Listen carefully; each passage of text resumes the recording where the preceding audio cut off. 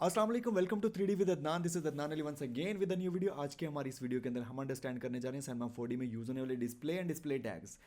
इसके बारे में बताता चलूँ कि डिस्प्ले एंड डिस्प्ले टैग्स का मतलब ये है कि हमारे, क्योंकि डिस्प्ले से रिलेटेड बात आ गई तो इसका मतलब ये है कि हम कुछ कंट्रोल्स हैं जो डिस्प्ले के, हम उसके अंदर कंट्रोल कर सकते हैं। तो चलते हैं अपने पीसी की स्क्रीन पे।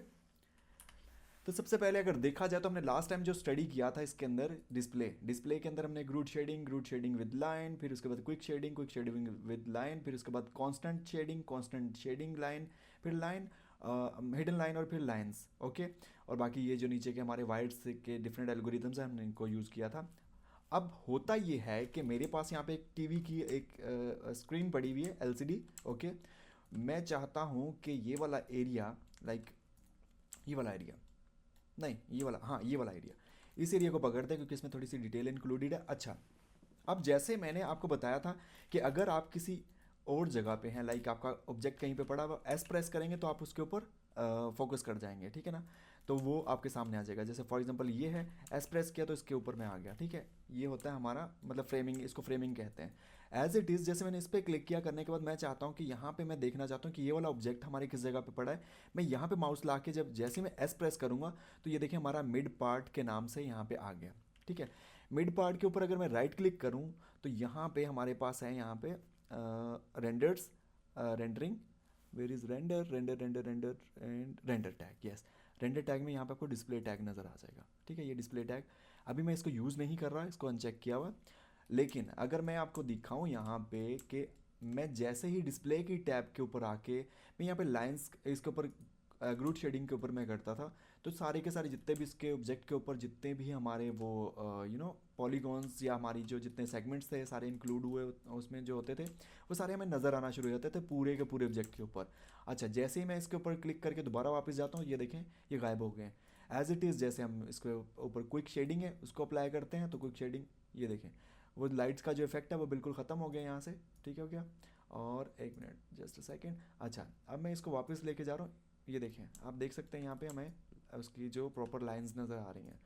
अच्छा, ऐसा है कि मैं ग्रूट शेडिंग के अंदर रहते हुए मैं चाहता हूँ कि सिर्फ इतना एरिया ही मेरा वायर फ्रेम शो करवाए, मतलब इसके ऊपर मुझे जो डिस्प्ले करवाए, लाइक कि इसके ऊपर जितनी भी हमारी जो पॉलीगॉन्स की डिटेल्स है वो हमें जस्ट नज़र आए, बाकी सारे के सारे सेम टू सेम रहें, इसी तरह से इसके ऊपर दूसरों के ऊपर इफेक्ट ना हो।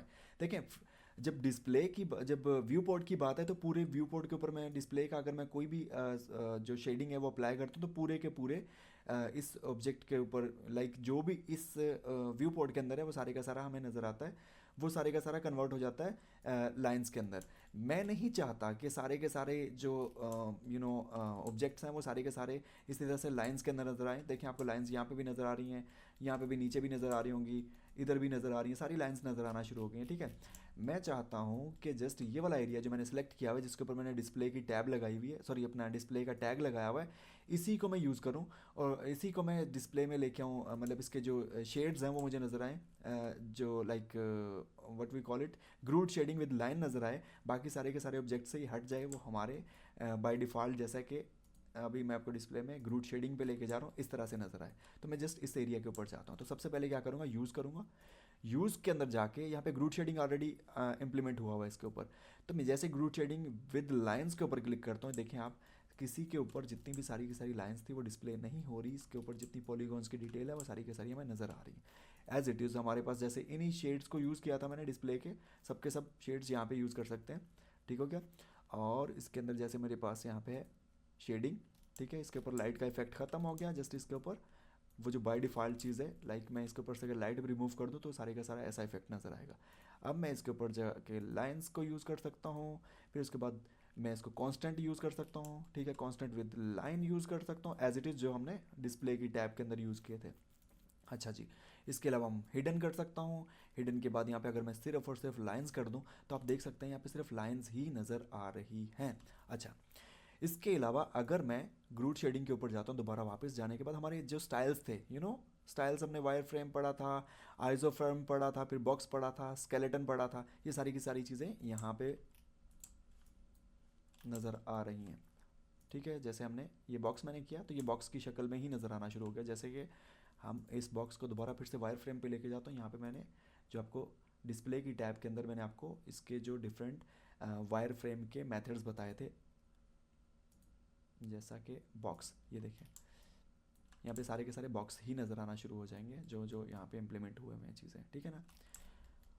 तो आज की इस क्लास में बस इतना ही, हमने जस्ट अंडरस्टैंड करना था कि हम किस तरह से, एक मिनट में वापस दोबारा इस पर ग्रुप शेडिंग पे ले जाऊँ, वायर फ्रेम से वायर फ्रेम पे ले आऊँ। अच्छा, आज की क्लास में हमने जस्ट अंडरस्टैंड किया कि किस तरह से हम सिंगल ऑब्जेक्ट के ऊपर, मतलब पूरे ऑब्जेक्ट के अंदर भी कुछ छोटे छोटे ऑब्जेक्ट्स होते हैं जिनको हम चाहें तो जिस तरह से मर्जी अपने डिस्प्ले की इस टैग को यूज़ करते हुए यहाँ से कंट्रोल कर सकते हैं। अच्छा, आज की हमारी इस क्लास के अंदर हमने अंडरस्टैंड किया कि किस तरह से डिस्प्ले टैग को यूज़ करते हुए हम डिफरेंट ऑब्जेक्ट्स के ऊपर अपने डिफरेंट के शेडिंग मोड्स हैं उनको इम्प्लीमेंट कर सकते हैं। अगर मेरी वीडियो आपको पसंद आ रही है प्लीज़ मेरे इस चैनल को सब्सक्राइब कर दीजिए, लाइक कर दीजिए, hit the bell icon to get my latest video updates. फिर से कहूँगा कि वो वाली अपडेट्स जो कि बिल्कुल 100% फ्री चल रहे हैं इस वक्त, सिनेमा 4D की पूरी सीरीज़ है, उसको आप मिस ना कर रहे हैं। अगर आपका कोई दोस्त अंडरस्टैंड करना चाहता है 3D या सिनेमा 4D से रिलेटेड कुछ अंडरस्टैंड करना चाहता है तो प्लीज़ उससे लाजमी शेयर कीजिएगा। और आप हमें कमेंट कीजिए अगर आपको कोई सिनेमा 4D में 3D मॉडल करते हुए कोई प्रॉब्लम आ रहा है तो हम ट्राई करेंगे आपको आंसर करें। अगली वीडियो में फिर से मिलते हैं इंशाल्लाह, तब तक अपना ख्याल रखिएगा। अल्लाह हाफिज़।